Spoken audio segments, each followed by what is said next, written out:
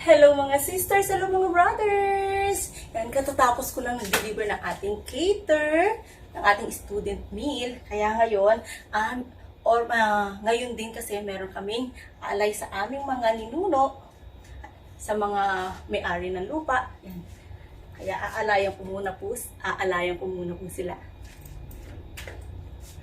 Meron tayo dito yung chicken. And then, meron sila rin binaguan. Then, meron silang gulay na talong. Pero lalagyan din natin sila ng rice. Yan, meron din sila rice.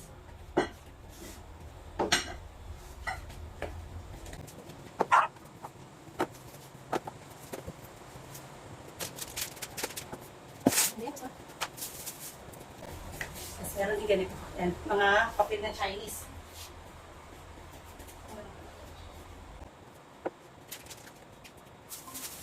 Yan,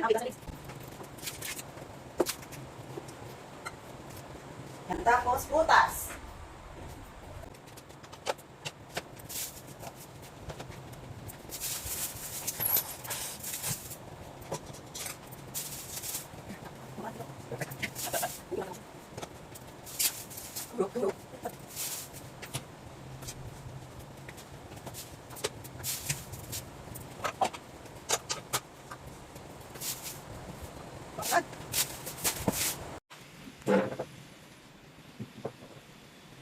Yan, tapos ko na sila.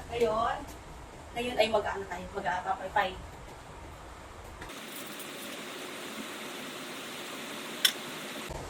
Yan. Yan. Tapos ko na sila, nalagyan ng mga pagkain nila. Magsisili na tayo. Para mag-umpisa na silang kumain.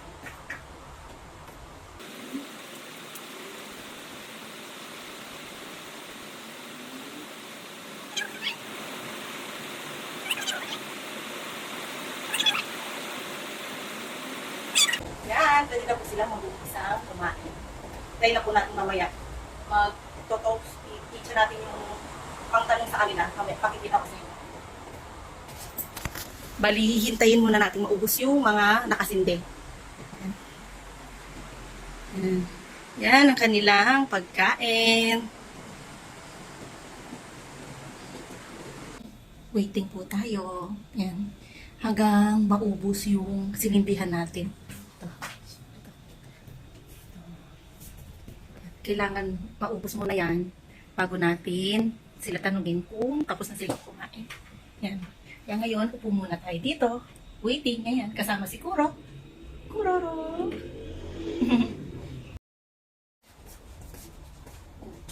Tapos na. Kailangan na sila yung ating ginanong kanina. Yan. Tatanungin natin kung tapos na sila kumain. Dapat ganyan. Kapag tapos na, no?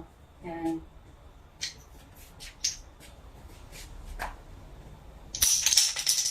Ay. Yan, hindi pa po sila tapos. Kailangan magkabaligtad. Oh, ayan. Parehong patalikod. Hindi pa pwede. Makain pa sila. Tayo uli. Mga 5 minutes. After 5 minutes, check na po natin ulit kung tapos na sila kumain. Papaalam muna tayo.